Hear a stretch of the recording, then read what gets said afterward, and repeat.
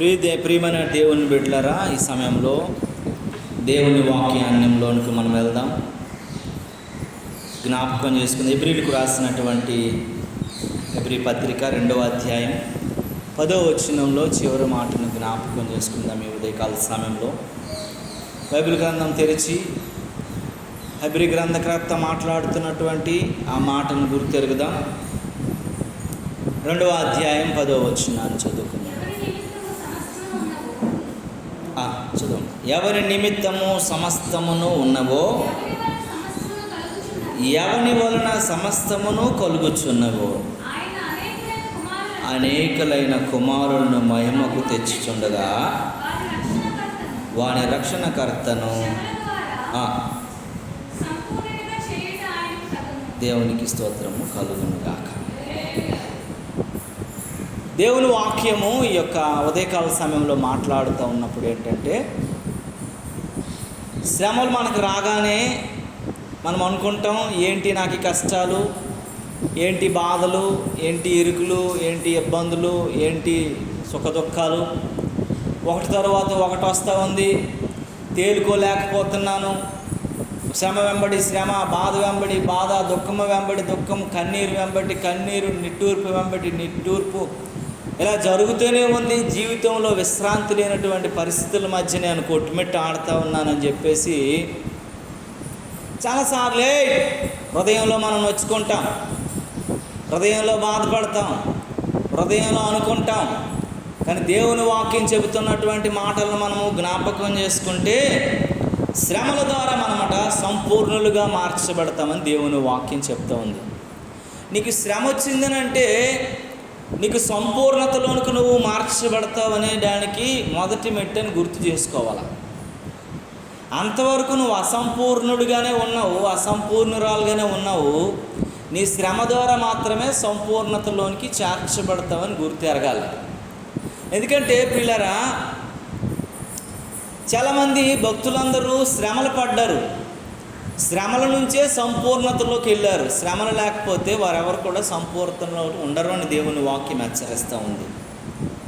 అసంపూర్ణత నుంచి నువ్వేంటో, నీ భక్తి ఏంటో, నీ భక్తి భావం ఏంటో, ఆ శ్రమల గుండా నువ్వు ప్రయాణం చేస్తున్నప్పుడే, నువ్వు నిలబడినప్పుడే ఆ సంపూర్ణురాలుగా సంపూర్ణుడిగా దేవుని సముఖంలో నిలవబడతావు. దేవుని నామానికి మహిమ కలుగును గాక. కొన్ని విషయాలు మన ముందు జరుగుతున్నప్పుడు అవి మన కంటికి కనబడవు, మన చెవికి వినబడవు, మన హృదయానికి అర్థం కాదు. కమలా చెల్లి దేవుల్లో ఉండేది, మన మధ్యలో ఉన్న మనిషి కాబట్టి నేను ఈ వాక్యంలో ఈ మాటను జోడిస్తూ మాట్లాడుతున్నాను. భక్తిగా ఉండేది, పాటలు పాడేది, ప్రార్థన చేసేది, చాలా దీనిగా ఉన్న మనిషి ఒకేసారి దేవుని నుంచి సడన్గా దూరం అయిపోయింది. పార్వతి చెల్లి నేను చాలా బాధపడేవాళ్ళు. నీ కమల చాలా బాగా ఉండేదనియా, భక్తులు ఉండేదనియా, దేవుని మందిరంలోనే పడి ఉండేదనియా, ఎన్ని పనులు చేసేదనియా, కానీ ఒకేసారి వెళ్ళిపోయింది, చాలా మనస్సు ఇదైపోయిందని చెప్పి ప్రార్థనలు మేము చేసేవాళ్ళు. మీ ప్రభువా, నీ బిడ్డను మళ్ళీ నీ సెంకుమునకు చేర్చుకొని రానాయనా, మళ్ళీ నువ్వు వెనకకి తీసుకొని రా ప్రభువా అని ప్రార్థన చేస్తూ దేవుని సన్నిధిలో కొన్ని దినాలు ప్రభువునిలో గడుపుతున్నప్పుడు దేవుడు బిడ్డతో మాట్లాడాడు. దేవుడు మాట్లాడిన తర్వాత దేవుడు ఆ మనస్సును కరిగించాడు. మరి ఆ తల్లిగారితో మాట్లాడి తల్లి వీళ్ళ ఆయనతో మాట్లాడడం జరిగింది. వాళ్ళ ఆయన ఏమని చెప్పాడంటే, నువ్వు దేవుని మందిరానికి వెళ్ళి అని చెప్పి. చూడండి, ఎవరి వలనైతే మానేసిందో ఆ వ్యక్తి ద్వారా దేవుడు మళ్ళీ దేవునితో నడవడానికి అవకాశం ఇచ్చాడు. ఇచ్చిన తర్వాత దేవుడు వారికి ఇల్లు గృహం వద్దులే అద్దెలో బతుకుతున్నప్పుడు దేవుడు వారు వద్దు అనుకునే పరిస్థితుల్లో కూడా దేవుడు గృహ స్థలాన్ని ఇవ్వటం, అదేదో వాళ్ళ దగ్గర ఉన్నటువంటి ఆర్థిక బలాన్ని బట్టి కొంతవరకు కట్టడం, మళ్ళీ అది ఆగిపోయింది. అది ఆగిపోయిన తర్వాత ప్రార్థన చేసే వాళ్ళు, అమ్మ నువ్వు అదే విజయనగరం నుంచి నువ్వు ఇక్కడికి వస్తే దేవునిలో ఎదగడానికి బాగుంటుంది, దేవుని సన్నిధిలో ఉండడానికి బాగుంటుందని మళ్ళీ మేము ప్రార్థన చేసి, దేవుని సముఖంలో ప్రార్థన చేసి, దేవుని సన్నిధిలో మొర్రపెట్టి, దేవుని సన్నిధిలో విజ్ఞాపన చేసి ప్రతి శుక్రవారం ఆ విషయమే ప్రార్థన చేస్తే దేవుడు మళ్ళీ ఒక ద్వారాన్ని తెరిచాడు. చూడండి, బ్యాంకు వాళ్ళు అన్నారట, ఏ బ్యాంకు కూడా మీకు ఇవ్వము, మీ కరెంటు వైర్లు ఉన్నాయి, మీకు అదేవో ఇదేవో అని చెప్పేసి అన్న తర్వాత వీళ్ళు కూడా కూల్ అయిపోయారట. మన ప్రయత్నాలన్నీ కూడా ఏమైపోయి విఫలమైపోయాయి. దేవుడు ఎలాంటివాడనంటే, నువ్వేదైతే మనుషుడు కాదనుకుంటాడో దేవుడు అదే చేస్తాడు. కానీ నువ్వు లాస్ట్ మినిట్ వరకు వెయిట్ చేయాలి. అది దేవుడికి కావాల్సింది. ఏంటంటే నువ్వు ఇక నీ ప్రయత్నాలన్నీ మానేసి నీ ప్రయత్నం అంతా నా మీద ఉండాలనేటువంటి ఆలోచనలోకి వెళ్ళినంత వరకు దేవుడు కుర్చీ వేసుకొని మనల్ని చూస్తూ ఉంటాడు. అలాగా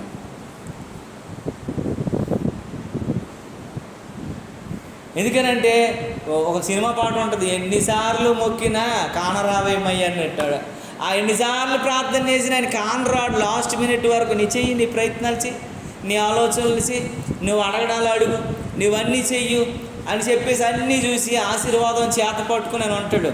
ఎప్పుడైతే ఆయన వైపు నువ్వు మలటం మొదలు పెడతావో అది విడుదల చేయడం ఆయన ప్రారంభిస్తాడు. తర్వాత ఏ బ్యాంకులు ఎవరనేసారంట, పాపం చెల్లి చాలా మనస్సంతా అన్ని ప్రయత్నాలు చేసింది, కావలసినటువంటి ఆ రిజిస్ట్రేషన్లు అయ్యి అని కృష్ణారావు గారిని పట్టుకుని ఇటు అటు చేసింది. అన్ని రకాల వాళ్ళ సహకారం అన్ని రకాలుగా జరిగింది. జరిగిన తర్వాత కూడా రాకపోయినప్పుడు చాలా హృదయంలో నొచ్చుకున్న తర్వాత కొద్ది రోజులు ఆగిపోయారు. ఆగిపోయిన తర్వాత చల్లగా బ్యాంక్ కూడా మళ్ళీ ఫోన్ చేసాడంట. ఇవ్వనన్నోడే ఫోన్ చేసి మీకు లోన్ ఇస్తాం రండి అని పిలిచాడంట. తెంగరాడు ఫస్ట్ ఇవ్వచ్చు కదా, వెనకాల తిరిగినప్పుడు ఆడు ఇవ్వలా. మళ్ళీ పిలిచి వాళ్ళకు లోన్ ఇచ్చి వారు గృహం కట్టుకోవడానికి కావాల్సినటువంటి దేవుడు కృప అనుగ్రహించాడు. మనం శ్రమ రాగానే శ్రమ దినమున నీవు కృంగిని ఎడలా చేతకాని వాడవైపోతాం. అందుకే మనం కృంగిపోకూడదు. దేవుని వైపు చూస్తే దానికి పరిష్కారం ఏదో ఒక మూల ఉంటుందట. అందుకే ఆవగింజంత విశ్వాసం నీకు ఉంటట. ఈ కొండను తీసుకెళ్ళి ఆ సముద్రంలో పెక్కలించమంటే అది పెక్కలించబడుతుందండి. ఎంతటండి? చంద్రబింబం అంత కాదట. ఎంతటండి? ఆవగింజంత. ఆ విశ్వాసమే మనకు అన్నిటిలో ఆపేస్తూ ఉంటుంది, జరగనివ్వదు. ప్రతిదానికి కూడా విఫలమైపోతాం, ప్రతిఫలాన్ని పొందలేని వారం అయిపోతాం. అందుకే శ్రమలలో నుండి అసంపూర్ణమైన మనల్ని పరిపూర్ణులుగా దేవుడు మార్చడానికి చిన్న చిన్న శ్రమలు మన పక్షాన్ని పెడతా ఉంటాడు.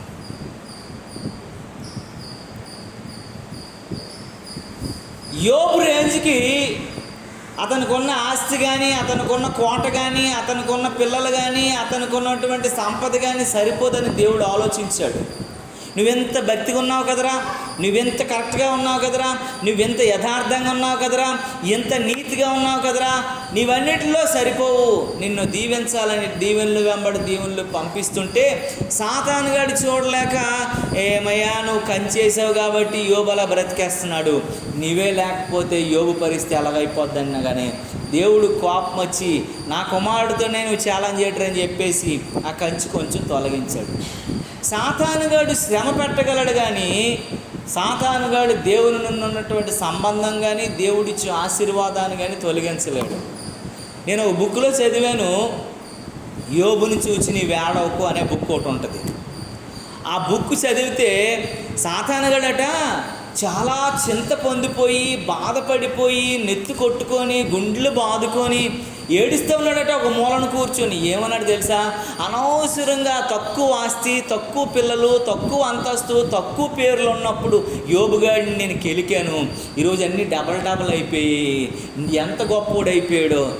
ఇంకా దేవుడిని ఆరాధిస్తున్నాడు, ఇంకా దేవుడిని గణపరుస్తున్నాడు, ఇంకా దేవుడిని ఆ యోబుని చూసి అనేక మంది దేవుని నామాన్ని గణపరుస్తున్నాడు.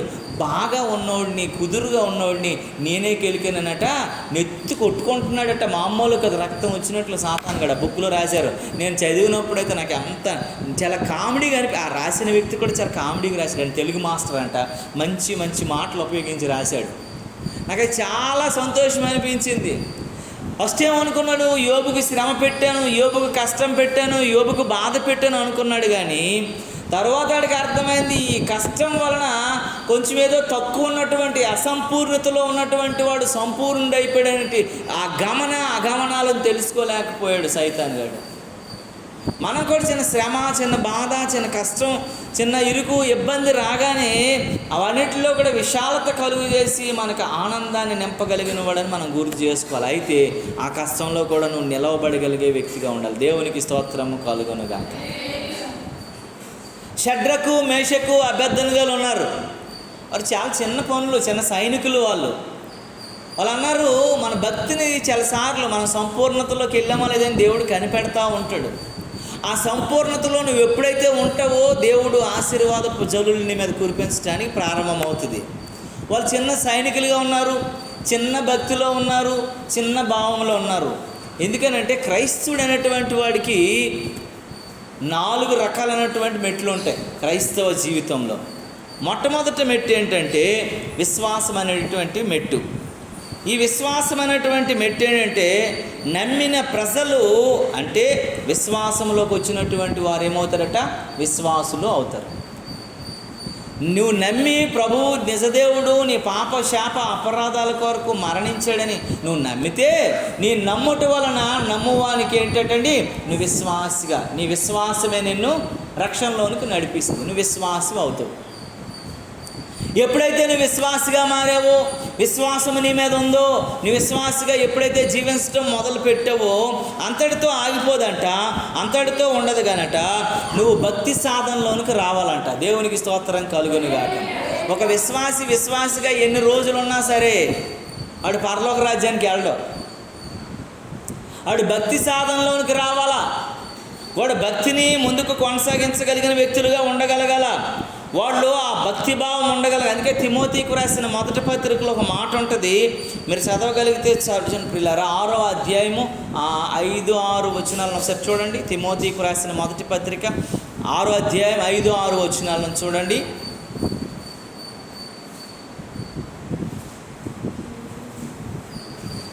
చదవమ్మా.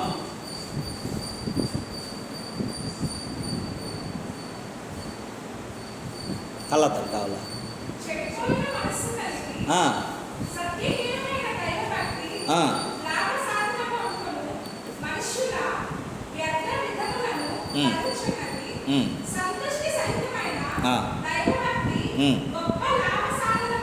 దేవుని నామానికి మహిమ కలుగునుగా. హల్లెలూయా, హల్లెలూయా. ఏమని రాస్తుందండి అక్కడ? సంతుష్టి సహితమైనటువంటి దైవభక్తి గొప్ప లాభసాధకమైన ఉన్నది. అంటే నీ దైవభక్తి సంతుష్టి సహితమైనటువంటిదిగా నువ్వు సాధన చేసినటువంటి దైవభక్తిగా ఉంటే అది నీకు లాభాన్ని తీసుకొస్తుంది. నువ్వు లాభంలోనికి వెళ్తావు, నువ్వు ఆశీర్వాదంలోకి వెళ్తావు, నువ్వు దీవెనలోనికి వెళ్తావు. ఇక్కడ దేవుని వాక్యం ఏం చెప్తూ ఉందంటే పిల్లరా, రెండోదిగా దైవ భక్తిని ఎప్పుడైతే నువ్వు సాధన చేస్తావో నువ్వు భక్తి పరుడుగా, భక్తి పరురాలుగా తీర్చిదిద్దబడతావు అని దేవుని వాక్యం చెప్తుంది. మొదటి ఏంటి? విశ్వాసించటం వలన నీవు విశ్వాసిగా మారుతావు. నువ్వు రక్షించబడటం వలన నువ్వు విశ్వాసిగా మారుతావు. నువ్వు నమ్మికొంచటం వలన నువ్వు విశ్వాసిగా మారుతావు. నువ్వు విశ్వాసిగా ఎప్పుడైతే మారావో నీ భక్తి సాధనలో దేవునితో నువ్వు మమేకమై జీవించటం వలనట నువ్వు భక్తుడు అవుతావు. అది నీకు లాభాన్ని సమకూరుస్తుంది దేవుని వాక్యం చెప్తుంది. అప్పుడు మూడోది ఏంటంటే పిల్లరా, పై స్థాయిలో ఉన్నటువంటి నీవు చూడండి, ఇక్కడ పరిశుద్ధపరచబడగలిగిన అనుభవంలోనికి నువ్వు రావాలంట. నువ్వు ఎప్పుడైతే భక్తిపరుడు అయ్యావో నీవు పరిశుద్ధతలోనికి రావాలా. అపరిశుద్ధతకు నువ్వు చోటు ఇవ్వకూడదు. నీ ప్రాణం పోయినా సరే నువ్వు, ఆయన ఏం చేయడటండి, మాట తప్పుడు అని బైబిల్లో రాసి ఉంది కదండి. ఆయన ప్రాణం పోయినను మాట తప్పుడు. నువ్వు భక్తిపరుడు అంటే భక్తి సాధన చేసేవాడు ఎప్పుడైతే ఆ సాధనలో ఉన్నాడో వాడు పరిశుద్ధతలోకి వెళ్ళి పరిశుద్ధుడిగా మారుతాడంట. అందుకే ఒక మాట ఉంటుంది ఎఫెసీయులకు రాసిన పత్రికలో, అనుకుంటా ఆ మాట ఏమైనా ఉంటుందంటే, ఎఫెసీయులకు రాసిన పత్రికలో 4వ అధ్యాయం 13వ వచనంలో ఈ మాట ఉంటుంది, కనబడుతూ ఉంటుంది పిల్లరా. చూడండి, ఒక మంచి మాటను మనం గుర్తు చేసుకుంటే ఇక్కడ దేవుని వాక్యం చెప్తూ ఉంది. 4:13లో ఏమైనా ఉంటుందండి, పరిశుద్ధులు సంపూర్ణమగునట్లు క్రీస్తు శరీర క్షేమాభివృద్ధి చెందుటకును పరిచర్య ధర్మము జరుగుటకును అపోస్తలులు గాను, ప్రవక్తలను గాను, కొందరిని సువార్తికులు గాను, కొందరిని కాపరులు గాను, ఉపదేశకులు గాను నియమించి దేవునికి స్తోత్రము కలుగునుగాక. పరిశుద్ధులంట, మనం పరిశుద్ధులుగా మారాలి ఫస్ట్. అప్పుడే సంపూర్ణతలోనికి వెళ్తామని దేవుని వాక్యం చెప్తా ఉంది. అప్పుడే దేవుడు నీకు ఒక స్థాయి ఇస్తాడు, ఒక నియమం ఇస్తాడు, నువ్వు ఒక రకంగా ఉండగలుగుతావని దేవుని వాక్యం హెచ్చరిస్తూ ఉంది. దేవుని నామానికి మహిమ కలుగునుగాక. రేపు మూడో స్థాయి ఏంటంటే నువ్వు పరిశుద్ధతలోనికి రావాలి. నువ్వు పరిశుద్ధత అనుభవంలోనికి నువ్వు రావాలి. పరిశుద్ధత అనుభవంలోనికి నువ్వు ఎప్పుడైతే వచ్చావో, అపరిశుద్ధత నీకు ఎప్పుడైతే నీలో లేదో, అపరిశుద్ధతలోకి నువ్వు ఎప్పుడైతే వెళ్ళవో, దేవుని వాక్యం ఏం చెప్తుందంటే నీకు చిన్న చిన్న కష్టాల్లో కూడా దేవుడు గొప్ప మేలును కలుగు చేస్తాడు. దేవుని నామానికి మహిమ కలుగునుగా. అందుకే షడ్రక్ మేషక్ అబేద్నెగోల కొరకు చెప్పాను కదా, వాళ్ళు ఎప్పుడైతే పరిశుద్ధతలోనికి వచ్చారో, ఎప్పుడైతే వాళ్ళు అపరిశుద్ధత లేదో, వాళ్ళు అపరిశుద్ధతమైన పనులు చేయడానికి వాళ్ళు ఇష్టపడలా. నెబుకద్నెజరు దేశం అంతా కూడా ఒక ప్రకటన చేశాడు. ఏమనట, నెబుకద్నెజరు తన స్వరూపంలో పెద్ద బంగారు విగ్రహాన్ని తయారు చేసుకున్నాడు. ఎవడైనా సరే నా విగ్రహానికి వచ్చి మొక్కవలసిందే అన్నటువంటి ఒక నియమాన్ని ఏర్పాటు చేశాడు. లేకపోతే ఏం చేస్తానన్నాడు, ఒక పెద్ద అగ్నిగుండాన్ని తవ్వించి, అగ్నిగుండము చింతనొప్పులతో అగ్నిగుండం పెట్టించి అందులో పడేస్తానని చెప్పాడు. చెప్పగానే వీడు పరిశుద్ధుడా కాదా అనేటువంటి వాళ్ళందరూ కూడాను, ఇటు అటు ఉన్న వాళ్ళందరూ కూడా వెళ్ళారు, మొక్కేశారు, వెళ్ళిపోయారు.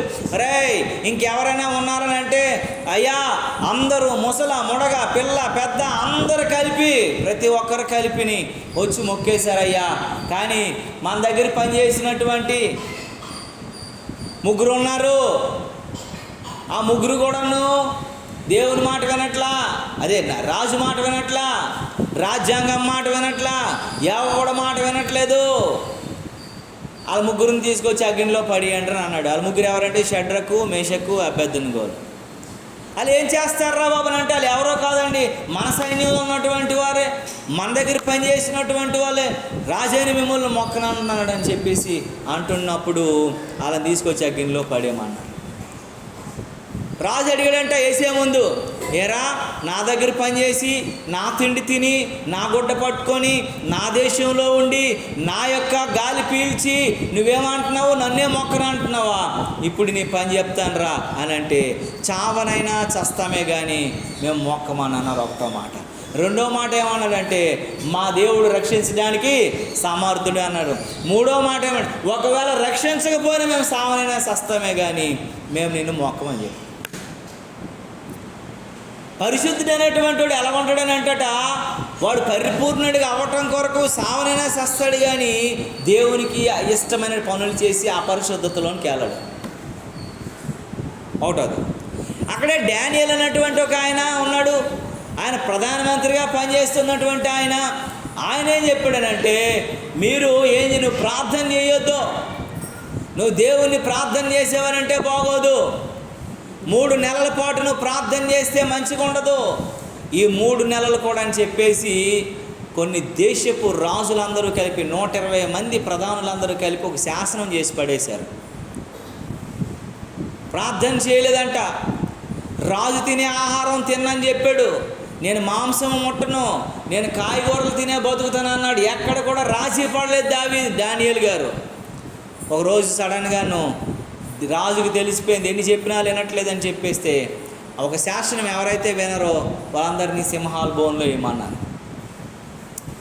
డానియేల్లో ఏ ఉరుకు లేదు, బెరుకు లేదు. వారం రోజుల నుంచి ఆకలితున్నటువంటి భయంకరమైనటువంటి వేట సింహాలను తీసుకొచ్చేసి ఆ బోన్లో వేశారు. ఆ బోన్లో డానియేల్ని తీసుకెళ్ళి పడేశారు. పడేసిన తర్వాత అందరూ అనుకుంటున్నారు, డానియేల్ని దుమ్ములే ఉంటాయి, అస్థిపంజరమే ఉంటుంది, మొత్తం చీల్చి చెండాడేస్తాయి, మామూలుగా ఉండదని చెప్పేసి 6 సింహాలను వదిలేరట. 6 సింహాలను వదిలేస్తే సీరియస్గా వచ్చేసి డానియేల్ గారు ఆ మధ్యలో మోకరించి ప్రభువుని ప్రార్థిస్తున్నాడు. ప్రభువా, సింహాల మధ్యలో సింహం అంటే చూడడం తప్ప, సింహం అంటే వినడం తప్ప, సింహంతో సహవాసం చేసుకోగలిగిన దినం కూడా నాకు అనుగ్రహించావు, అందుని బట్టి నీకే మహిమ ప్రభువా అని చెప్పేసి అక్కడికి వెళ్ళి ప్రార్థన చేసుకుంటున్నాడు. అక్కడున్న సింహాలు కూడా డానియేలుని చూసి మోకరించడం మొదలుపెట్టాయి. డానియేలు ప్రార్థన చేసినంతసేపు ప్రార్థన చేస్తున్నాయి. బయట నుండి చూసిన వాళ్ళందరూ కూడా అసూయ వచ్చేస్తుంది. ఎందుకనంటే ఈడేవడరా, ఈడేం పని చేస్తే ఆ సింహాలు వేస్తున్నాయి, అవి సొట్ట సింహాల, గుడ్డి సింహాల, లేదా కనబడని సింహాల, బలహీనమైన సింహాల, బలం లేని సింహాల, ముసురు సింహాల, ఏంటో మంచివేనేసారో కాదు. అసలు సింహం అంటే వారం రోజుల నుంచి ఆకలితో ఉన్నదంటే చీల్చి చెండాడేసి ఎముకలిటి పడేయాలి కదా, ఏమీ చేయకుండా మోకరించాడు. ఏం చేస్తే ఇదే చేస్తుంది. సాయిబు కోటు ఆడించినట్లు సింహాలను ఆడిత్తండి అనేటువంటి బాధలో, దుఃఖంలో గుండ్లు బాదుకుంటా ఉన్నారు వాళ్ళు. ప్రియమైనటువంటి దేవుని బిడ్డలారా, నువ్వు పరిశుద్ధతలోకి వచ్చిన తర్వాత అపరిశుద్ధమైనటువంటిది ఏ కార్యం చేయవు. సావడానికని ఇష్టపడతావు తప్ప ఎక్కడా లొంగేదే లేదన్నటువంటి గొప్ప నియమంలో దానియేలు ఉన్నాడు. దేవుని నామానికి మహిమ కలుగును గాక. హల్లెలూయా, హల్లెలూయా. కనుక ప్రియమైనటువంటి దేవుని బిడ్డలారా, నీవు నేను మనము మన జీవితాల్లో మనము జ్ఞాపకం చేసుకోగలగాలి. పరిశుద్ధపరచబడటానికి బడేటువంటి వారందరూ కూడా పరిశుద్ధులలోనికి వెళ్ళిపోతారు. దేవుని నామానికి మహిమ కలుగును గాక. నువ్వు పరిశుద్ధతలోనికి రాగలగాలి. 3వ స్టేజీ. 4వ స్టేజీ ఏంటంటే చూద్దాం ప్రియులారా. కొలసీలకు రాసినటువంటి పత్రిక 1వ అధ్యాయం 28వ వచనంలో భక్తుడైనటువంటి కొలసీ అపోస్తుడైన పౌలు కొలసీ సంఘానికి రాస్తున్నాడు. 1వ అధ్యాయం 28వ వచనాన్ని ఒకసారి చదవండి ప్రియులారా. ప్రతి మనుష్యుని క్రీస్తునందు సంపూర్ణునిగా చేసి ఆయన ఎదుట నిలవబెట్టవలనని సమస్త విధములైన జ్ఞానముతో మేము ప్రతి మనుషునికి బుద్ధి చెప్పుచు ప్రతి మనుషునికి బోధించుచు ఆయనను ప్రకటించుచున్నాము అన్నట్టు. యేసుక్రీస్తునందుట సంపూర్ణులుగా చేయబడాలంట. ఆ సంపూర్ణతలోనికి రావటం కొరకు అనునిత్యము బుద్ధి చెబుతూ జ్ఞానపు మాటలు పౌలు భక్తుడు మాట్లాడుతూ బోధిస్తూనే ఉన్నాను అని చెప్తాడు. దేవునికి స్తోత్రము కలుగునుగా. ఈ సంపూర్ణత అంటే ఏంటంటే నువ్వు సియోనుకు చేరటానికి, పరలోక రాజ్యానికి ప్రవేశించడానికి, దేవుని రాజ్యములో నువ్వు ఉండటానికి అర్హత ఏంటంటే నువ్వు సంపూర్ణమైనటువంటి పరిపూర్ణమైనటువంటి విశ్వాసంలోనికి రావటం. అది రానంత కాలం కూడాను నువ్వు ఎంత యేసు ప్రభువుని నమ్మినా, ఎన్నిసార్లు ప్రార్థనలు చేసినా, ఎన్నిసార్లు బైబిల్ చదివినా సరే అది వ్యర్థము, నువ్వు చేసిందంతా వ్యర్థము అని దేవుని వాక్యం చెప్తా ఉంది. మనం దేవుని వాక్యంలోనికి రావాలంట. ఎందుకనంటే దేవుడు ప్రతిదానికి కూడా సంపూర్ణత కోరుకుంటాడు, పరిపూర్ణత కోరుకుంటాడు. ప్రతిదానిలో కూడా ఆయన కోరుకున్నది ఏంటంటే నువ్వు ఇంకా నీలో కొంచెం కూడా లోపం ఉండకూడదని కోరుకుంటాడు. అందుకే నీది ఏదైనా నీకు అభ్యంతరంగా ఉంటే దాన్ని పెరికేమని అంటున్నాడు కదా. నీ కన్ను అభ్యంతరంగా ఉంటే అది అసంపూర్ణతలోకి నడిపిస్తుంది కాబట్టి దాన్ని నువ్వు పెరికే. నీ కాలు అభ్యంతరంగా ఉంటే దాన్ని నువ్వు పెరికే. 2 నువ్వు నరకంలోకి వెళ్ళిపోవటం కంటే 1 నువ్వు పరలోక రాజ్యంలోకి వెళ్ళటమే బెటర్ అని చెప్తా ఉన్నాడు. దేవుని నామానికి మహిమ కలుగునుగాక. హల్లెలూయా, హల్లెలూయా. అందుకే ఒక మాట అంటాడు. ఈ మాట ఒకసారి అదే 18వ అధ్యాయం చదవండి ఒకసారి. మత్తయి సువార్త, లూకా సువార్త 18 చూడండి ఒకసారి. లూకా సువార్త 18:18లో చూడండి ఒకసారి. 18:18 లూక్ చాప్టర్ 18:18. ఒక అధికారి ఆయనను చూచి సద్బోధకుడా,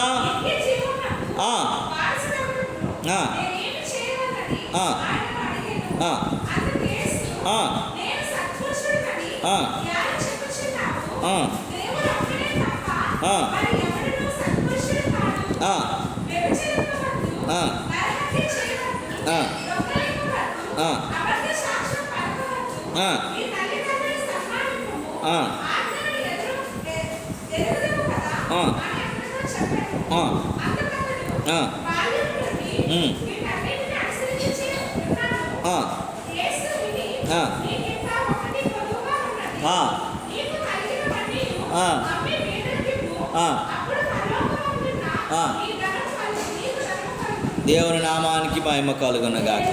హల్లెలూయా, హల్లెలూయా. ఇక్కడ అంటాడు ఒక అధికారి అంట. ఎలాంటోడటండి వచ్చినాడు? అధికారి అంటే ఆఫీసర్. ఆయన ఆఫీసర్ అంటే చదువులేనోడు కాదు కదండి. అన్ని రూల్స్ రెగ్యులేషన్స్ అని తెలిసినోడే కదా. భక్తి పరుడు ఉంటాయి, అన్ని రకాలైనటువంటి విలువలు తెలిసిన మనిషే కదా. ధనము డబ్బు లేనటువంటి వాడు కాదు కదా. ప్రతిదాని మీద అధికారం చేస్తున్నాడు కదా. ఒక అధికారి వచ్చి యేసుప్రభు దగ్గరికి వచ్చి సద్బోధకుడా, మంచిని బోధించే ఓ బోధకుడా, నేను పరలోక రాజ్యానికి వెళ్ళిపోవాలంటే ఏం చేయాలని అడిగాడంట. యేసుప్రభు చెప్పాడంట, నువ్వు వ్యభిచరించవద్దు, ఆజ్ఞలన్నీ కూడా నువ్వు పాటించాలని అంటే అని అన్నాడంట. నాలో ఏ పాపం లేదు, నేను చిన్నప్పటి నుండి కూడా నేను సండే స్కూల్ స్టూడెంట్ నుంచి కూడా నేను భక్తిగా ఉన్నాను, నీతిగా ఉన్నాను, చక్కగా దేవుని మాటలు వింటున్నాను, దేవుని భక్తిలో ఉన్నాను, నాలో ఏ రకమైనటువంటి పాపము, శాపము, అపరాధం ఏమీ లేదని చెప్పాడంట. అయితే నీకు ఒకటి కొదువుగా ఉన్నదని అన్నాడు. దేవునికి స్తోత్రం కలుగునుగా. అన్నీ నేను చిన్నప్పటి నుండే చేస్తున్నాను కదా, నేను చక్కగా నడుస్తున్నాను కదా, నేను ఏది పాటించకుండా లేను కదా, ప్రతిదీ నేను పాటిస్తున్నాను కదా, ప్రతిదీ నేను నెరవేరుస్తున్నాను కదా, నా దగ్గర ఎక్కడ తప్పు చూపించడానికి లేదు కదా, నేను ఏది ఇవ్వాలో దేవునికి సమయం ఇస్తున్నాను కదా, నాకు కలిగిన దానిలో ఇస్తున్నాను కదా, నేను ప్రార్థన చేస్తున్నాను కదా, నేను మందిరానికి వస్తున్నాను కదా, నేను అన్ని రకాలుగా ఏ వ్యభిచరించలేదు, దొంగతనం చేయలేదు, నరహత్య చేయలేదు, పదాజ్ఞలో ఏది నేను తప్పిపోలేదు కదా, ఎంత నీతిగా నేను ఉన్నాను కదా అంటే యేసుప్రభు అంటున్నాడు, అయితే నీకు ఒకటి కొదువుగా ఉందనంట. ఈ మాట నేను ధ్యానించినప్పుడు పరిపూర్ణలుగా ఉండాలనుకుంటే ఏదో ఒకటి మనకి కొదువు ఉందని మనం గుర్తు చేసుకోగలగాల. లేక నువ్వు పరిపూర్ణతలోనికి లేకపోతే, నువ్వు అసంపూర్ణుడిగా ఉంటే పరలోక రాజ్యానికి నువ్వు చేరవు అని దేవుని వాక్యం హెచ్చరిస్తూ ఉందని జ్ఞాపకం చేసుకోగలగాల. దేవుని నామానికి మహిమ కలుగునుగాక. అన్నీ చేస్తూ ఉన్నాడు, అతనికి ఏ కొదువు లేదు, ఏ పరిస్థితుల్లో అన్ని రకాలుగా ఉన్నాయి, భక్తిలో ఎక్కడా తగ్గలేదు, అన్ని రకాలుగా ఆయన దేవుని నియమములన్నీ కూడాను చక్కగానే పాటిస్తున్న వ్యక్తి. అయినా ఒకటి ఆయనకు కొదువుగా ఉందని అంటాడు. ఈ మాట మనం జ్ఞాపకం చేసుకోగలగాల. మన విశ్వాసం, మన నీతి, మన భక్తి, మన జీవన విధానం మనం పరిపూర్ణతలోనికి రావటానికి ఏదో ఒకటి ఇంకా కొదువుగా ఉందని మనం గుర్తెరగాలని దేవుని వాక్యం హెచ్చరిస్తూ ఉంది ఉదయకాల సమయంలో. నేను అన్నీ నెరవేరుస్తున్నానే, నేను అన్నీ చేస్తున్నానే, నేను అన్నీ పాటిస్తున్నానే, నేను అన్నీ దేవునికి చేయవలసినవి ఉన్నాయే, నేను దేవుని నియమాలన్నీ కూడా చక్కగా దేవుని వాక్య ప్రకారంగా నేను జీవిస్తానని అనుకోవడానికి లేదు. నీలో ఇంకా ఒకటి కొదువుగా ఉందని దేవుని వాక్యం హెచ్చరిస్తూ ఉంది ఉదయకాల సమయంలో. ఇంకా నువ్వు నెరవేర్చవలసింది ఉంది, ఎక్కడో దాన్ని వదిలేసావు, ఎక్కడో దాన్ని నువ్వు నెరవేర్చలేని వ్యక్తిగా ఉన్నావు, పాటించలేని వ్యక్తిగా ఉన్నావు అనేది దేవుని వాక్యం ఉదయకాల సమయంలో చెప్తుంది. నువ్వు సియోను శిఖరాగ్రానికి చేరాలంటే సంపూర్ణతలోనికి, పరిపూర్ణతలోనికి నీ భక్తి సాధన రాకపోతే పరలోక రాజ్యంలోనికి చేరటం అంత ఈజీ కాదంట. ఒంటే సూది బెజ్జంలో దూరటము సులభమే కానీ ఒక దేవుని ఎరిగిన దేవునికి వ్యతిరేకంగా ఉన్న మనిషి మాత్రం పరలోక రాజ్యంలో ప్రవేశించటం అది దుర్లభము, జరగని పని, అది అసంభవం అని దేవుని వాక్యం హెచ్చరిస్తా ఉంది. కనుక ప్రియమైన దేవుని బిడ్డలారా, నువ్వు సంపూర్ణతలోనికి రావాలి. ఆ అధికారి అన్నీ చేస్తున్నాడు, అన్ని నియమాలు కలిగి ఉన్నాడు, చక్కగా ఆజ్ఞలను పాటిస్తున్నాడు, దేవుని సముఖానికి వెళ్తున్నాడు, బాల్యము నుండి నడవవలసినటువంటి దైవభక్తిని పాటిస్తూ ఉన్నాడు, అన్ని రకాలుగా ఉన్నప్పటికీ కూడా యేసయ్య చెబుతున్న మాట ఏంటో కదా, నీలో ఇంకో ఒకటి కొదువు ఉంది.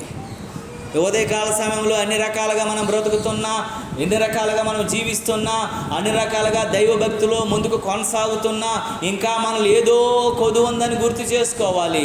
ఆ లోపాన్ని తెలుసుకొని సవరించుకొని భక్తిలో ముందుకు కొనసాగకపోతే పరలోక రాజ్యానికి మనం ప్రవేశించము అని మనం జ్ఞాపకం ఉంచుకుంటూ ముందుకు కొనసాగాలి. ఏదో కొదువు ఉంది ఇంకా మనలో, ఆ కొదువుని పూడ్చుకునే భక్తిలోకి మనం రావాలి.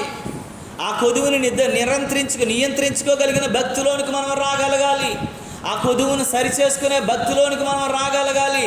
అప్పుడే నువ్వు అది పరిపూర్ణతలోనికి రాగలుగుతావనే దేవుని వాక్యము పదే హెచ్చరిస్తావు. షడ్రకు, మేషకు, అబేద్నెగోలు వారిలో దేవుని మాట మానేసి రాజు మాట విన్నట్లయితే ఆ కొదువులోకి వాళ్ళు వెళ్ళిపోయి ఉండేవారు కనుకనే వారు చావడానికైనా సిద్ధపడ్డారు తప్ప వారిలో లోపము చూపించుకోవడానికి, ఎత్తు చూపించుకోవడానికి ఇష్టపడలేదని దేవుని వాక్యం హెచ్చరిస్తుంది. దేవుని నామానికి మహిమ కలుగునుగా. మా దేవుడు రక్షించడానికి సమర్థుడు, రక్షించకపోయినా పర్వాలేదు, కానీ ఆ కొదువు కలిగిన భక్తి, ఆ అధికారికి చెప్పినట్లు దేవుడు మమ్మల్ని నిలవబెట్టి చెప్పకూడదు, ఇంకా నీలో ఒకటి కొదువు ఉందని అనకూడదు. మేము సంపూర్ణతలోనికి రావాలి, సియోను శిఖరాగ్రములోనికి మేము ఎక్కగలగాలి, దేవునితో సహవాసము చేయగలగాలి. అపోస్తుడైన పౌలు భక్తుడు చెప్పబడినట్లుగా నాకు అక్కడ ఒక నీతి కిరీటం ఉంది, దాన్ని అనుభవించడానికి నేను సిద్ధంగా ఉన్నాను, నేను వెళ్తాను, అది పొందుకుంటాను, దేవునితో సహవాసం చేస్తానన్నటువంటి భక్తిలోనికి రాగలగాలి. దేవుని నామానికి మహిమ కలుగునుగాక. ఒకవేళ నీకు ఆ కొదువు ఉన్నట్లయితే ఇప్పుడే దాన్ని తొలగించుకోగలగాలి. నీ మాట, నీ చూప, నీ ప్రవర్తన, నీ ఆలోచన, నీ నడవడిక ఏదైనా కావచ్చుగాక, ఆ కొదువులో నువ్వు ఉన్నట్లయితే దానిని తొలగించుకొని సంపూర్ణతలోనికి రావాలని దేవుని వాక్యం హెచ్చరిస్తూ ఉంది. దేవుని నామానికి మహిమ కలుగును గాక. హల్లెలూయా, హల్లెలూయా, హల్లెలూయా. పౌలు భక్తుడు ఎన్ని వదులుకున్నాడు, సమస్తాన్ని పెంటతో సమానంగా ఏం చేసుకున్నాడు. ఎందుకంటే ఏ కొదువు నాలో ఉండకూడదని. ఈ లోకంలో నేను దిగంబరిగా వచ్చాను, దిగంబరిగా వెళ్ళిపోతాను, నేనేమి తేలదేమి తీసుకెళ్ళను. కాబట్టి ఈ లోకంలో ఉన్నదంతా సమస్తము వ్యర్థము, వ్యర్థము, సమస్తము వ్యర్థమే. కనుక వ్యర్థము కానిది ఏదైనా ఉందంటే అది ప్రభువుతో ఉండటమే, ప్రభువు రాజ్యం అని గుర్తెరిగినటువంటి ఆయన ప్రభు చిత్త ప్రకారం మాత్రమే జీవించడానికి ఇష్టపడ్డాడు. అందుకే సమస్తాన్ని పెంటతో సమానంగా చేసే లోకం. ఆ రోజుల్లోనే 11,000 కోట్లకు ఆస్తిపరుడంట. మొదటి శతాబ్దంలోనే 52వ సంవత్సరం, 53వ సంవత్సరము అప్పటికే ఆయన 11,000 కోట్ల రూపాయలకు ఆస్తిపరుడంటే ఇప్పుడు ఇన్ని లక్షల కోట్ల ఆస్తి అయింది. అలాంటి సమస్తాన్ని దేవుని కొరకు పెంటతో సమానంగా ఇచ్చేసాడు. నాకు అది అవసరం లేదు, బీదలకు పంచేసాడట అంతా. నాకు దేవుడు కావాలి. ఆయన ఎలాంటాడంటే ఒకప్పుడు హింసకుడు, దోషకుడు, దేవుణ్ణి నమ్మేవారిని, దేవునికి వ్యతిరేకంగా ఉండి అనేక మందిని కళ్ళ ముందునే స్టెఫన్ని రాయిలతో కొట్టి చంపగలిగినటువంటి దుర్మార్గపు స్థితి. అలాంటోడు కూడా దేవుని కొరకు సమస్తాన్ని పెంటగా ఎంచుకున్నాడు. ప్రభు తప్ప నాకు వేరొకటి అన్నాడు, వద్దనేసాడు. ఐఎమ్ ఫుల్ ఆఫ్ క్రైస్ట్, నేను క్రీస్తు కొరకు పిచ్చోడిని అన్నాడు. బ్రతుకుట్టు క్రీస్తు అయితే చివరికి చచ్చిపోవడమే మంచిది అన్నాడు. అలాంటి పరిపూర్ణతలోకి వచ్చేసాడు. ఈరోజు నీవు నేను మనము ఏదో ఇంకో కొదువులో ఉన్నామేమో, ఆ కొదువుని తీసుకొని సంపూర్ణతలోనికి రాగలగాలి. ఇంకొక విషయము మనల్ని గుర్తు చేస్తూ ఉంది. ప్రకటన గ్రంథం 2వ అధ్యాయంలో ఎఫెసీ సంఘానికి దేవుడు తెలియజేస్తున్న మరొక మాటను గుర్తు చేసుకుందాం ప్రియులారా. ప్రకటన గ్రంథము 2వ అధ్యాయం తెరవండమ్మా. 2వ అధ్యాయము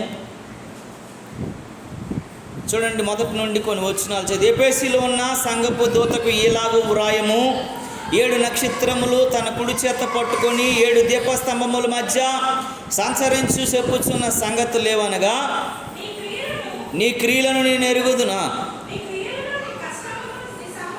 నీ క్రియలు, నీ కష్టము, నీ సహవాసము ఎరుగుదును, నీవు దుష్టత్వాన్ని అసలు సహింపలేవని అపోస్తులను కాకయే తాము అపోస్తులమని చెప్పుకొని వారికి పరీక్షించి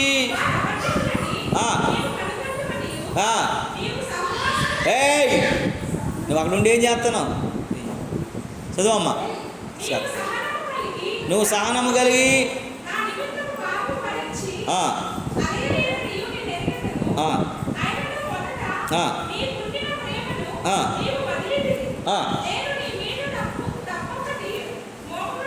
చాడండి.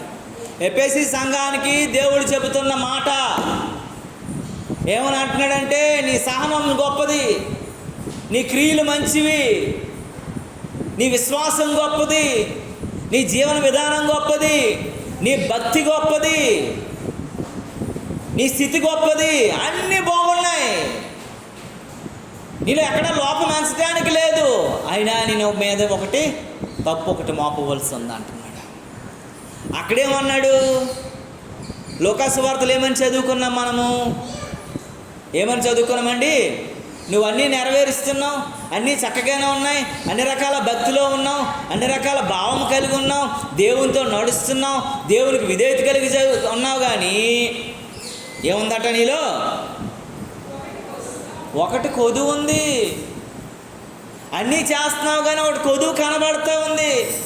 99 నువ్వు పాటిస్తున్నావు, ఆ ఒక్క విషయంలో నువ్వు తప్పిపోతున్నావు, ఆ ఒక్క విషయంలో నువ్వు ఇదైపోతూ ఉన్నావు, ఆ ఒక్క విషయంలో దేవుణ్ణి గాయపరుస్తున్నావు అని ఆ అధికారికి దేవుడు తెలియజేశాడు. ఇక్కడ ఎఫెసీ సంఘానికి చెబుతున్నాడు. పద్మాసు దీవిలో పరవాసి అయినటువంటి యోహాను భక్తుడి ద్వారా దేవుడు మాట్లాడుతున్నటువంటి మాట ఏంటంటే, నీ క్రియలు బాగున్నాయి, నువ్వు దేవుని సేవలో చాలా కష్టపడుతున్నావు, నీ క్రియల్లో ఏమాత్రం కానీ వ్యభిచారం, దొంగతనం, 10 ఆజ్ఞలు ఖచ్చితంగా నువ్వు నెరవేరుస్తున్నావు, అన్ని రకాలుగా నువ్వు పాటిస్తున్నావు, నువ్వెక్కడ ఎంచడానికి లేదు, నీ భక్తి భావం చాలా బాగుంది, నువ్వు భక్తిపరుడిగా మంచిగా బతుకుతున్నావు. అయినా సరే ఇన్ని బాగున్నా నీ మీద తప్పు ఒకటి మోపాల్సి వచ్చింది.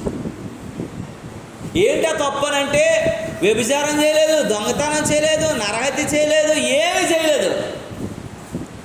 మొదటి ప్రేమను ఏం చేయలేదటండి, మరిచిపోయావు. నువ్వు ఫస్ట్ వచ్చినప్పుడు నీ భక్తి ఎలా ఉండేది, నీ ప్రేమ ఎలా ఉండేది, నీ రిసీవింగ్ ఎలా ఉండేది, నీ జీవనం ఎలా ఉండేది, నీ రెస్పెక్ట్ ఎలా ఉండేది, అది నీలో కొంచెం కూడా ఇప్పుడు కనబడట్లేదని అంటున్నాడు. చూసారా, కొన్నిసార్లు మనం ఏమనుకుంటామండి, అన్నీ ఖచ్చితంగా నేను పాటిస్తున్నాను, ఎక్కడ తప్పిపోలేదు, ఎక్కడ వదిలిపెట్టలేదు, ఎక్కడ నాలో ఏమీ లేదు అని మనం అనుకుంటాము. దేవుడు చూస్తూ ప్రతి పిన్ పాయింట్ నేను జ్ఞాపకం చేస్తున్నాడు. ఒకసారి మళ్ళీ చదువుతల్లి, నీ క్రియలు నేను ఎరుగుదును, నీ క్రియలను, నీ కష్టమును, నీ సహవాసమును నేను ఎరుగుదును అని అంటాడు. చాలు తల్లి, నీ క్రియలు చాలా, ఎక్కడ కూడా నీ మంచి క్రియలు చేస్తున్నావు, మంచి పనులు చేస్తున్నావు, మంచిగా జీవిస్తున్నావు, దేవుని కొరకు, దేవుని రాజ్య వ్యాప్తి కొరకు భలే కష్టపడుతున్నావు, దేవుని రాజ్య వ్యాప్తిలో నువ్వు మూలస్తంభముగా నిలవబడ్డావు. మూడవదిగా, నువ్వు సహవాసంలో కూడా నాతో కానీ, సంఘంతో కానీ, విశ్వాసులతో కానీ ఎలా కూడా సహవాసం ఎక్కడ లేదు, సహనం కూడా చాలా ఉంది. నువ్వు చాలా సహనం కలిగి ఉన్నావు, ఓర్పు ఉంది, నెమ్మది ఉంది, విధేయత ఉంది, అన్నీ ఉన్నాయి. అయినా నీ మీద ఒక తప్పు మోపవలసి వచ్చిందంట. ఇన్ని బాగున్నా, ఇన్ని క్వాలిటీస్ ఉన్నా, ఇన్ని రకాలుగా ఉన్నా సరే, ఎక్కడో ఒక దగ్గర నీ తప్పు కనబడుతుంది అని దేవుని వాక్యం చెప్తుంది. దేవుని నామానికి మహిమ కలుగును. ఈరోజు మనతో దేవుడు ఉదయకాల సమయంలో మాట్లాడుతున్న మాట ఏంటో తెలుసా? నువ్వు నిజమే, నీ క్రియలు చాలా మంచి క్రియలు కలిగిన వ్యక్తివే. నీ విశ్వాస జీవితంలో నీ క్రియలు మూలముగా అనేక మందిని నడిపించగలిగిన వ్యక్తివే. అనేక మందికి నువ్వు మాదిరియే. నీ భక్తి అనేక మందికి ఒక రోల్ మోడలే. అయినప్పటికీ కూడా అది నీ స్థితిగతులను బట్టి అది పెద్దగా దేవుని ఇంప్రెస్ చేయలేకపోతా ఉంది. నీ కష్టం, చాలా కష్టపడుతున్నావు దేవుని కొరకు, దేవుని పని కొరకు. ప్రార్థన చేస్తున్నావు, కన్నీరు విడుస్తూ ఉన్నావు, ఉపవాసాలు చేస్తున్నావు, జాగారాలు చేస్తున్నావు, విజ్ఞాపనలు చేస్తున్నావు, ఎన్నో రకాలైనటువంటి అంగలారిస్తూ ఉన్నావు, దేవుని కొరకు సమస్తాన్ని వేయిపరుచుకుంటున్నావు. అయినాను నీకు చాలా సహనం ఉంది. ఏంటంటే నీకు కష్టం వచ్చినా, బాధ వచ్చినా, ఇరుకొచ్చినా, ఇబ్బంది వచ్చినా, కలిమొచ్చినా, లేమొచ్చినా సరే ప్రతి కష్టంలో కూడా ఓర్చుకుంటూ సహనంతో ముందుకు కొనసాగుతున్నావు. ఎన్ని చేసిన వ్యక్తివైనా సరే నీ మీద తప్పు ఒకటి మోపవలసి ఉంది. దేవునికి స్తోత్రం కలుగునుగాక. నువ్వు పరిపూర్ణతలోకి ఇంకా నువ్వు రాలా, నువ్వు ఇంకా పరిశుద్ధుడిగానే మిగిలిపోయావు. విశ్వాసిగా ఉన్నావు, విశ్వాసంలో నుంచి భక్తి సాధనలోకి వచ్చావు, భక్తి సాధనలో నుంచి పరిశుద్ధతలోకి వచ్చావు, పరిశుద్ధత నుంచి నువ్వు పరిపూర్ణతలోనికి ఇంకా రాలేనటువంటి పరిస్థితిలో ఉన్నావు. నువ్వు పరిపూర్ణతలోనికి ఎప్పుడైతే రావో పరలోకానికి నువ్వు చేర్చబడలేవని దేవుని వాక్యం చెప్తోంది. దేవుని నామానికి మహిమ కలుగునుగా. బుద్ధి లేని కన్నికల దగ్గర ఏం తక్కువైపోయిందండి? విశ్వాసం తక్కువైందా? ప్రేమ తక్కువైందా? ఆప్యాయత తక్కువైందా? భక్తి తక్కువైందా? ఏమి తక్కువైంది అమ్మా? నూనె తక్కువైందట. కొనుక్కోవడానికి వెళ్తాం బాబా, కొంచెం సమయమే అని అన్నారు. ఇన్ని రోజులు ప్రార్థించే వ్యక్తులు, ఇన్ని రోజులు సహవాసం చేసే వ్యక్తులు, ఇన్ని రోజులు దేవుని వెనకాల నడిచే వ్యక్తుల్ని ఐడెంటిఫికేషన్ కూడా చేయకుండా మీరెవరో నాకు, అది చాలా ఘోరమైన మాట. ఈ ఊరుకు పరిచయం చేసిన మా చెల్లి నువ్వెవరో నాకు తెలియదని అనింది అనుకోండి, అల్లా సింహద్వారం దగ్గర, నాకు ఎలా ఉంటుంది? గుండె బద్దలైపోద్ది. అరే ఈ ఊరేదో నాకు తెలియదు, ఈ ఊరుకు పరిచయం చేసిన మా చెల్లి, నన్ను ఎంతో ప్రేమించిన మా చెల్లి, ఒకే గర్భాన మేము పుట్టకపోయినా సరే అంతకంటే ఆప్యాయత ఉన్నట్టు జీవిస్తున్నటువంటి మా చెల్లి అన్నయ్య అని అనకుండా, ఆప్యాయతగా తన హక్కుని చేర్చుకోకుండా నువ్వెవరో నాకు తెలియదు అని అనిందని అంటే చిచి నాలో ఏదో తెలియనటువంటి నేరం, ఘోరం, పాపం, అసహ్యత నాలో ఉందని అప్పుడే నాకు పెద్ద క్వశ్చన్ మార్క్ నా ముందు నిలవబడుతుంది. ప్రాణానికి ప్రాణం పెట్టి తన కడుపులో పెట్టిన అన్నం, అది తినవలసిన అన్నం కూడా పెట్టి నా అన్నయ్య తినని చెప్పినటువంటి నా చెల్లి రోజు నాకు పెట్టట్లేదంటే గల కారణం ఏంటి? నాలో అంత అసహించుకోగలిగినటువంటి అసంపూర్ణత కలిగినటువంటిది ఏదో కార్యం ఉంది అని అర్థం. ఆ ప్రేమకు వ్యతిరేకము కలిగినటువంటిది ఉంది. ప్రేమించి చూపించడానికి ఆ యొక్క ఆప్యాయత అనురాగాన్ని తెంచేసినటువంటి ఆ మధ్యలో ఏదో కీడు ఉంది అని అర్థం. దేవుడు కూడా అదే ఆలోచిస్తున్నాడు. వారి క్రియలు బాగున్నాయి, వారి కష్టం బాగుంది, వారి సహనం బాగుంది, అన్ని రకాలుగా బాగుంది, ఎక్కడ ఎత్తి చూపించడానికి లేదు. ఆయన అంటాడు, మీలో ఒక తప్పు ఒకటి నేను మోపవలసి వస్తూ ఉంది. ఆయన కార్యాలు బాగున్నాయి, ఆయన జీవన విధానం బాగుంది, ఆయన ఆజ్ఞలో ఎక్కడ అతిక్రమించకుండా అన్నీ పాటించాడు, అన్ని రకాలుగా ఉన్నా సరే నీలో ఎక్కడో ఒకటి ఏం కనబడుతుంది? పొదు ఉంది.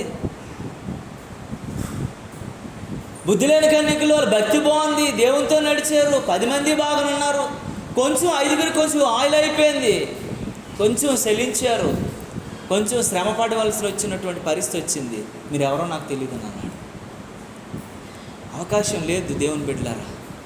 నువ్వు పరిపూర్ణతలోకి రాకపోతే, నువ్వు పరిశుద్ధుడిగా మిగిలిపోయినంత మాత్రాన నేను పాపం చేయలేదండి, నేనేమి లేదండి, నాకేమి వద్దండి, నేను బాగానే ఉన్నానండి అనుకోవడానికి లేదు. నువ్వు పరిపూర్ణతలోనికి చక్కగా వస్తేనే నువ్వు పరలోక రాజ్యాన్ని చేరుకుంటావని దేవుని వాక్యం చెప్తుంది. దేవుని నామానికి మహిమ కలుగును. బైబిల్ ఏమంటుందో తెలుసా? అంతము వరకు సహించువాడు ధన్యుడు. లాస్ట్ వరకు ఉండగలగాల, మధ్యలో వెళ్ళిపోకూడదు. నువ్వు లాస్ట్ వరకు ఉండాలా, ప్రతి విషయంలో కూడా లాస్ట్ వరకు ఉండాలా, ఎండింగ్ వరకు ఉండాలా. కొన్నిసార్లు వాళ్ళ ఇంట్లో మంచి జరిగినప్పుడే వెళ్తూ ఉంటారు, వాళ్ళకు మేలు జరుగుతుంది అంటేనే ఉంటారు, వాళ్ళకి ఏదైనా సరే హ్యాపీనెస్ ఉంటుంది అంటేనే ఉంటారు, వాళ్ళకి లాభం అనుకుంటేనే ఉంటారు. అది మంచి బుద్ధి కాదు, అది దైవ సంబంధమైన బుద్ధి కాదు. వారు సంతోషంలో ఎప్పుడైతేనే ఉన్నావో వాళ్ళ కష్టంలో కూడా నిలబడగలిగినప్పుడే నిజమైనటువంటి భక్తి. ఆ కష్టంలో అలాంటప్పుడే విడిచిపెట్టి వెళ్ళిపోకూడదు. బైబిల్ ఏం చెప్తుందో తెలుసా అండి?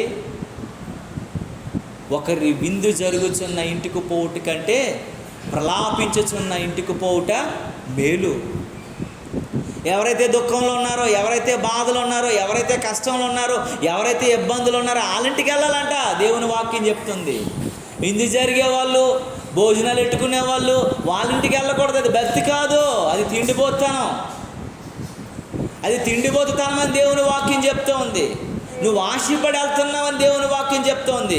దేవుని చిత్తంలో నువ్వు దూరంగా ఉన్నావని దేవుని వాక్యం చెప్తోంది. కానీ దేవుడు ఏం మాట్లాడుతున్నాడో తెలుసా? ఎవరైతే ప్రలాపిస్తున్నారో వాళ్ళింటికి నువ్వు వెళ్ళాలంటే, ఎవరైతే దుఃఖంలో ఉన్నారు, ఎవరైతే కష్టంలో ఉన్నారు, ఎవరైతే అనారోగ్యంలో ఉన్నారు, ఎవరైతే కన్నీరులో ఉన్నారు, ఎవరైతే బాధలో ఉన్నారో వాళ్ళ దగ్గరికి మనం వెళ్ళాలి, వారిని పరామర్శించాలి. నేనున్నానని చెప్పగలిగేటువంటి దానిలోకి వెళ్ళగలగాల. అది నిజమైన భక్తి కదండి. అందుకే దేవుడు అంటాడు, నువ్వు ఇన్ని చేసినా సరే నీలో తప్పు ఒకటి నీ మీద మోపవలసింది. నీ కొదువు ఒకటి ఉంది. నువ్వు పరిపూర్ణతగా ప్రార్థనా జీవితంలో నువ్వు ఉన్నావు కాబట్టి నువ్వు బయట విడవబడ్డావు. ప్రియ దేవుని బిడ్డ, ఈ ఉదయకాల సమయంలో నీవు నేను మనం దేవుని భక్తిలో, దేవుని యొక్క సాధనలో, దేవుని యొక్క చిత్తంలో, దేవుని యొక్క రాకడ కొరకు నువ్వు ఎలా ఉన్నావో ఒకసారి జ్ఞాపకం చేసుకుని గమనించుకోవలసినటువంటి అవసరత ఉందని దేవుని వాక్యము హెచ్చరిస్తూ ఉంది. దేవుని నామానికి మహిమ కలుగునుగా. హల్లెలూయా, హల్లెలూయా. అందుకని అంటాడు కదా ప్రసంగి, ఒక మాట అంటాడు, తెరవనవసరం లేదండి. ప్రసంగి అని అంటాడు, లోపము గలవాడట లెక్కలోనికి రాడట. ప్రసంగిలో ఆ మాట ఉంటుంది, మీరు ఇంటికి వెళ్ళినాక చదవండి. లోపము గలవాడు లెక్కలోనికి రాడు. మనం మంచి ఫ్రూట్ మార్కెట్కి వెళ్తాం, ఏవో మంచి ఫ్రూట్లు కొనుక్కుంటాం. ఫ్రూట్లు కొనుక్కునేటప్పుడు మధ్య మధ్యలో కుళ్ళిపోని అని కూడా లెక్క పెట్టేస్తామా? అమ్మా, మన మాట అర్థమవుతుందా మీకు? ఏం చేస్తాం మనము? కుళ్ళిపోయింది కూడా వేసే, పాపం ఇంత కష్టపడి నువ్వు తీసుకొచ్చే కదా బుట్ట నిండా అని వేసేస్తాం. ఏమా లెక్కల్లోనికి వేయము. అది కుళ్ళిపోయిందమ్మా, అది లెక్క పెట్టేస్తాం ఏంటి, పక్క తీయని అంటాం మనం. అరే 50 రూపాయలు పెట్టి పండుకే నువ్వు పక్కన పెట్టిస్తే 3-4 రూపాయలు పెట్టిన టమాటా పండుకే నువ్వు కుళ్ళిపోతే పక్కన పెట్టిస్తే, ఎవరు సమీపించరాని తేజస్సులో అమరుడైనటువంటి దేవుని సముఖంలోనికి చేరడానికి నీలో ఏమైనా లోపం ఉంటే, నీలో ఏదైనా పాపం ఉంటే, ఏదైనా లోటు ఉంటే, ఏదైనా కొదువు ఉంటే దేవుడు ఎలాగంటే తీసుకుంటాడు, ఎలాగంటే యాక్సెప్ట్ చేస్తాడు, ఎలాగంటే ఇష్టపడతాడు దేవుడు. అందుకే పరిపూర్ణతలోనికి మనం రావాలట. అసంపూర్ణులుగా ఉండడానికి ఇష్టం లేదని దేవుని వాక్యం చెప్తూ ఉంది. అది దేవుని చిత్తం కాదని దేవుని వాక్యం మాట్లాడుతూ ఉంది. దేవుని నామానికి మహిమ కలుగును గాక. హల్లెలూయా, హల్లెలూయా. అందుకే నీకు ఒకటి కొదువుగా ఉందని అంటాడు. చూడండి, కీర్తనల గ్రంథం 119వ కీర్తన 71వ వచనం చదవండి ప్రియులారా.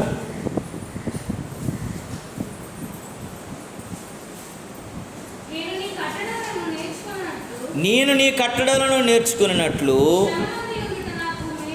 చూడండి, కొన్నిసార్లు ఈ కట్టడలన్నీ మనం నేర్చుకుని పరిపూర్ణతలోనికి రావడానికి చిన్న చిన్న శ్రమలు వస్తాయి, బాధలు వస్తాయి, ఇబ్బందులు వస్తాయి, ఇరుకులు వస్తాయి. దేవునితో గడుపుతున్నప్పుడు కొన్ని మనస్పర్ధలు వస్తూ ఉంటాయి. కానట అది నాకు మేలాయను, మనకు మేలుకు నడిపించడం కొరకే, దేవుడు ఉన్నతమైన శిఖరాలను ఎక్కించడం కొరకే, ఉన్నతమైనటువంటి భావము కలిగిన పరిస్థితుల్లోనికి వెళ్ళటం కొరకే, జీవన సంగంధంలో నిన్ను నన్ను నడిపించడం కొరకని దేవుని వాక్యము హెచ్చరిస్తుంది. దేవుని నామానికి మహిమ కలుగును గాక. హల్లెలూయా, హల్లెలూయా.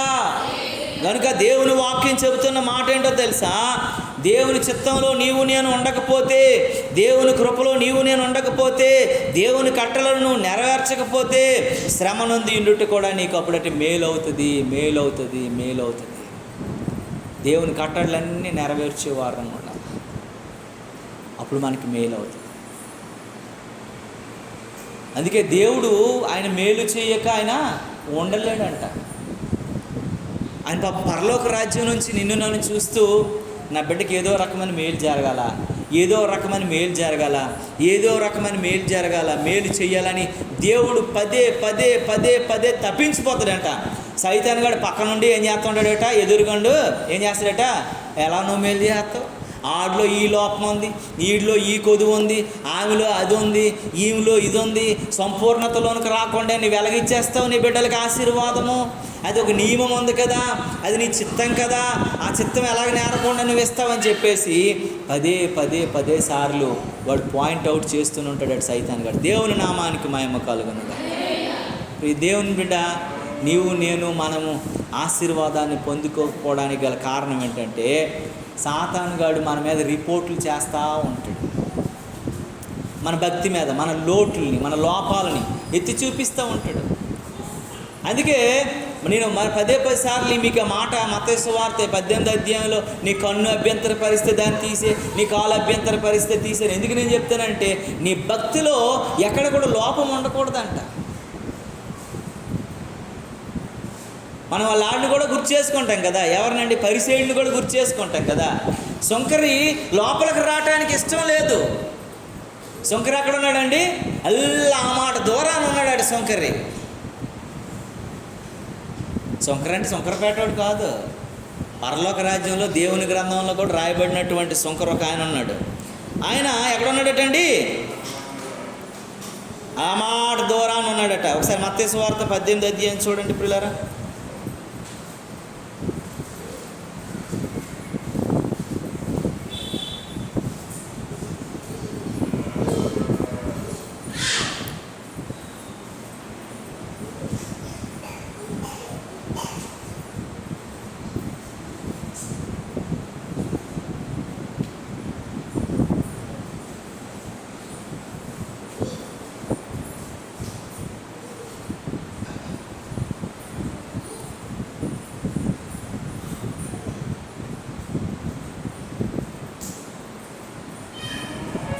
ఇక్కడ దేవుని వాక్యం ఏం చెప్తుందంటే, ఈ సుంకరి ఉన్నాడంట,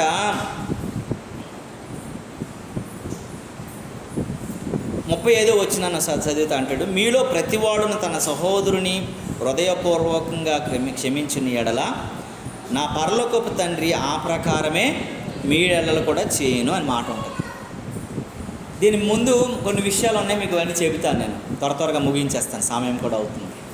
నేను మెయిన్ వాక్యానికి వెళ్ళాల, మీకు ఇదంతా ఇంట్రడక్షన్ చేశాను.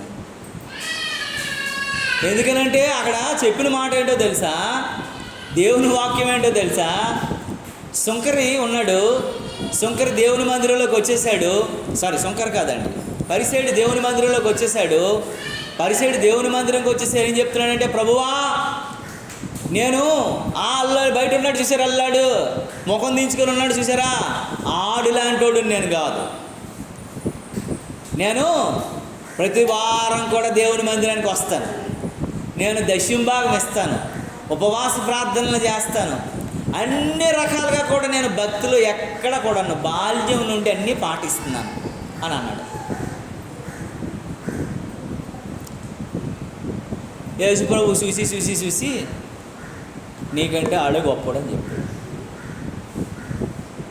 ఒక్కసారి తలకెక్కిపోయినటువంటి ఆ పొగరు, ఆ మైకము, ఆ భక్తి ఆంభావం అంతా కూడాను ఒక్కసారి దిగిపోయింది. అప్పుడు అక్కడ నుండి ఆ శంకర్ ప్రార్థన చేస్తున్నాడు, అయ్యా నీ సముఖంలో నేను నిలవబడ్డానికి కూడా, నీ ముఖమెత్తి నీ వైపు చూడడానికి కూడా అర్హుడిని కాదు, నేను పాపినైనా నన్ను కరుణించు అని అన్నాడు. ఇన్ని ఇచ్చినోడు, ఇన్ని చేసినోడు, ఇన్ని పేరు ప్రఖ్యాతలు ఉన్నాడు, సంఘ పెద్దగా ఉన్నవాడిని దేవుడు ఏం చేశాడు, రిజెక్ట్ చేసి పడేశాడు. నేను ఇలాంటోడిని, నేను ఎలాంటోడిని, నాది నేను ఇదే అని చెప్పుకున్నాడు అంతటిని పక్కకు తోసేసి ఏం మాట్లాడుతున్నాడండి.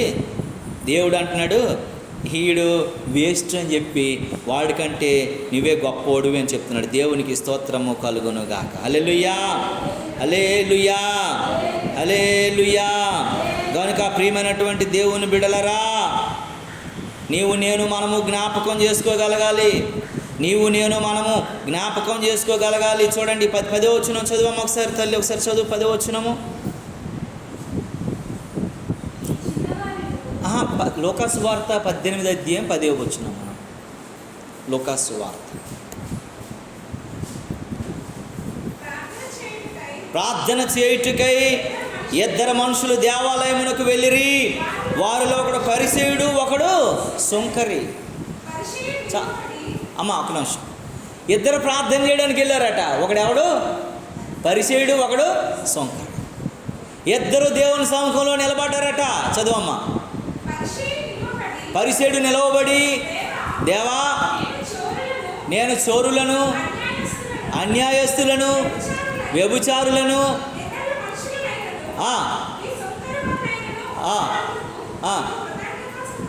చూసారా డబ్బాడు ఎలా కొట్టుకుంటున్నాడో. నేను వ్యభిచారులాగా, దొంగ ఇల్లాగా, ఆల్లాగా కాదు, ఇరుగడిగడి కనబడుతున్నాడు మన ఎదురు, నా పక్కన ఉన్నాడు చూసారా, ఆ సుంకర్లా కూడా నేను కాదు ప్రభువా, నేనంటూ ఒక స్పెషల్ అని చెప్తున్నాడు దేవుని దగ్గర. అంతే కదా, మనకి చెప్పాడా? చదువుతాడు. వారానికి వాడు ఏమేమి చేస్తాడు, వారానికి 2 మార్లు నేను ఉపవాసం చేస్తాను, నా సంపాదన అంతట్లో దశంభాగం కూడా ఇస్తాను. తనలో తాను రోజు ఏం చేస్తాడట, ప్రార్థన చేస్తున్నాడు. పాస్టర్ గారు కూడా మేలు చేస్తున్నాడు ప్రతి వారం కూడా, తప్ప దేవునికి ఏం చేసేదేం లేదాడు. సంపాదనలో 10వ ఇస్తే దేవుడు, పాస్టర్ గారు సంతోషపడతారు. దేవునికి ఏమిది? అరే నీ భక్తి జీవితము నువ్వు దేవుని స్వరూప్యంలోనికి మార్చబడటమే దేవుడికి కావాలి తప్ప నువ్వు వేధించినా సరే దేవునికి ఇష్టం లేదు. వీడు చెప్తున్నాడు అక్కడికి వచ్చేసి, నేను ఈడ్లా కాదు, నేను ఇలా బ్రతుకుతున్నాను, అలా బ్రతుకుతాను, నేను మంచిగా బ్రతుకుతున్నాను, నేను వారానికి 2 సార్లు ఉపవాసం చేస్తున్నాను, నేను దేవుని మందిరానికి వస్తున్నాను, నేను 10వ వంతు కూడా ఇస్తున్నాను, నేను ఈ సుంకర్ లాంటి బ్రతుకు కాదు అని చెప్పేసి ఆడు మామూలు కాకుండా ఆపకుండా బాదుకుంటున్నాడు అక్కడ. మరొకసారి చదువమ్మ, మరొకసారి వెంటరా అక్కలందరూ. వారంలో 2 మార్లు ఉపవాసం చేస్తున్నాడట. నా సంపాదన అంతట్లో 10వ వంతు కూడా ఇస్తున్నాను నేను, ప్రార్థన చేసుకుంటున్నాడు. అయితే పక్కన ఉన్నటువంటి సుంకరి ఏమైనా ప్రార్థన చేస్తున్నాడు చూడండి. దూరంగా, ఆ మాట దూరంగా నిలవబడి ఆకాశం వైపు, దేవుని మందిరం వైపు కూడా కాదు, ఆకాశం వైపు కన్నులెత్తి చూసి, చూడండి ఆయన అంటే కన్నులు ఎత్తడానికి, చూడడానికి కూడా ధైర్యం సరిపోక గుండెలు బాదుకొని, దేవా పాపినైన నన్ను కరుణించు అని అన్నాడంట. కింద చదువు తల్లి. అతని కంటే ఇతడు నీతిమంతుడిగా తీర్చబడి దేవునికి స్తోత్రము కలుగును. సుంకరి ఏం చేశాడు? పరిసయ్యుడు ఏం చేశాడు? సుంకరి ఏం చేశాడు? పరిసయ్యుడు ఏం చేశాడు? ఇద్దరు ప్రార్థన చేశారు. సుంకరి ఏం చెప్తున్నాడు? నేను దొంగోడిలాగా దొంగతనం లేదు, మోసగాడిలాగా మోసం చేయట్లేదు, అబద్ధికుడిలాగా అబద్ధం ఆడట్లేదు, ఎవరిలాగా నేను ఉండట్లేదు, లీడ్లాగా సుంకర్లాగా కూడా నేను బ్రతకట్లేదు, నేను ఎలా బ్రతకాలో అలా బ్రతుకుతున్నాను, మోషే ధర్మశాస్త్రాన్ని అచ్చుగుద్దినట్టు నేను పాటిస్తున్నాను, నా భక్తిలో ఎక్కడా లోపం లేదో, ప్రభువా ఏమనుకుంటున్నావు నన్ను, నేను నీలాగా బతికేస్తున్నాను నేనని చెప్పేసి ఫుల్గా చెబుతా అంటాడు. నేను వారంలో 2 సార్లు ఉపవాసం చేస్తున్నాను, నేను సబ్బాతులు పాటిస్తున్నాను, నేను దేవుని సముఖానికి వచ్చి దశమ భాగం అక్షరాల నేను 1,00,000 సంపాదిస్తే 10,000 తెచ్చిస్తున్నాను, నా డబ్బులే డబ్బా నిండా ఉన్నాయి, అది కావాలంటే మరి నువ్వు చూసుకో ప్రభు అని చెప్పేసి దేవుడికి కావాల్సిన వార్నింగ్ ఇచ్చేస్తున్నాడు. సుంకరి దూరం నుండి నిలవబడి, ప్రభువా నీ వైపు చూడడానికి కన్నులెత్తడానికి నేను అర్హుడిని కూడా కాదు, నేను పాపిని ప్రభువా, పాపిని నన్ను కరుణించు అని అన్నాడు. దేవునికి స్తోత్రం కలుగునుగా. అక్కడ రాసిన మాట ఏంటంటే, ఆయనట కన్నులెత్తుటికైనను ధైర్యము చాలక అని రాశాడు కదమ్మా. 13వ వచనంలో అంటారు, ధైర్యము చాలక గుండ్లు బాదుకుంటున్నాడట. సుంకర్లో ఇన్ని చేసినటువంటి పరిసయ్యుడిలో దేవుడు ఏం చూపించాడు? ఒక లోపం చూపించాడు. ఏమన్నాడమ్మా ఆ మాట చదువు.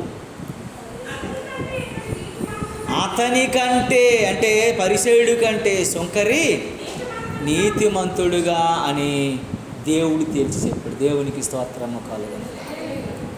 నువ్వన్నీ చేసినంత మాత్రాన దేవుని రాజ్యానికి వెళ్ళిపోవు, సంపూర్ణతలోనికి రావు, పరిపూర్ణతలోనికి రావు.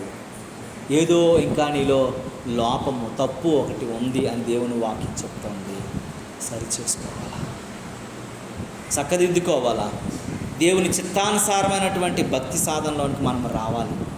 దేవుడి నుండి అది కోరుకుంటున్నాడని దేవుని వాక్యము హెచ్చరిస్తుంది. దేవుని నామానికి మహిమ కలుగునుగాక. హల్లెలూయా, హల్లెలూయా. కనుక ప్రియమైనటువంటి వారులారా, నీవు నేను మనము ఏమై ఉన్నామంటే దేవుని వాక్యం చెప్తుంది. ఎబ్రిలకు రాసిన పత్రిక 2వ అధ్యాయంలో ఒక మాట ఉంటుంది పిల్లరా.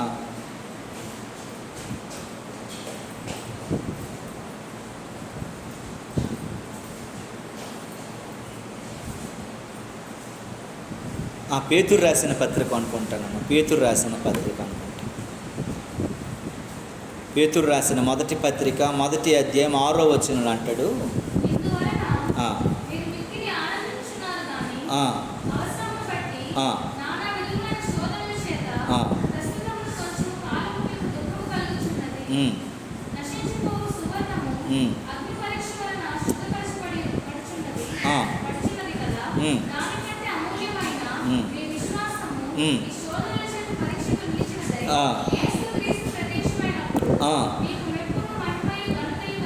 దేవునికి స్తోత్రము కలుగునుగాక. హల్లెలూయా. ఈ శోధన చేత ప్రస్తుతం కొంచెం కాలం నీకు దుఃఖము కలుగుతూ ఉంటుంది. నశించిపోతున్న సువర్ణం అగ్ని పరీక్షలో మరి శుద్ధి స్వరచబడినట్లుగా చిన్న చిన్న శ్రమలు, బాధలు, కష్టాలు మనల్ని సరిచేస్తూ ఉంటాయి. మనం స్వచ్ఛమైనటువంటి 24 క్యారెట్ బంగారంలో మార్చడానికి ఈ శ్రమలు వస్తూ ఉంటాయి. ఆ పరిపూర్ణలోకి మనల్ని నడిపించడం కొరకు ఈ శ్రమలు వస్తూ ఉంటాయి. కనుక నీలో లోపము లేని, మనం యేసు ప్రభు ఒక పాట పాడతాం కదా, దోషము లేనివాడా అని. ఎలాంటివాడటండి? దోషము లేనివాడు, లోపము లేనివాడు, పాపము లేనివాడు. శాపము లేనివాడు పరిశుద్ధుడిగా ఉన్నాడట. చాలా బుక్స్లో అత్యధికంగా ఈ మధ్య బైబిల్ అమ్మబడింది. 350 కోట్ల కంటే ఒక బైబిల్ అమ్మబడింది. 350 కోట్లకి, 350 కోట్ల డాలర్స్కి, సారీ కోట్లు కాదు, డాలర్లు, కోట్ల డాలర్లకి. ఎందుకంటే దానికి అంత విలువ ఉంది. అది పరిశుద్ధమైన మార్గంలో నడిపిస్తుంది, పరలోక రాజ్యానికి చేరుస్తుంది.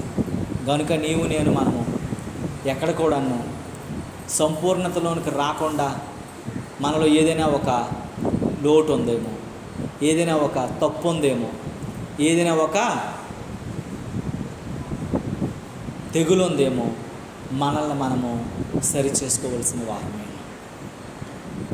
దానికి నువ్వు పరిశీలన చేసుకోవాలి, పరిశుద్ధపరుచుకోవాలి, ఆ పరిపూర్ణతలోనికి రాగలగాలి. ఆ పరిశుద్ధుడైన దేవుణ్ణి కలుసుకోవడానికి ప్రార్థనాపూర్వకంగా సిద్ధపడాలి. దేవుడి కొద్ది మాటలు మన వెనుకట్లో దీవించును గాక. ప్రార్థన చేసుకుందాం, అందరం కళ్ళు మూసుకున్నాం.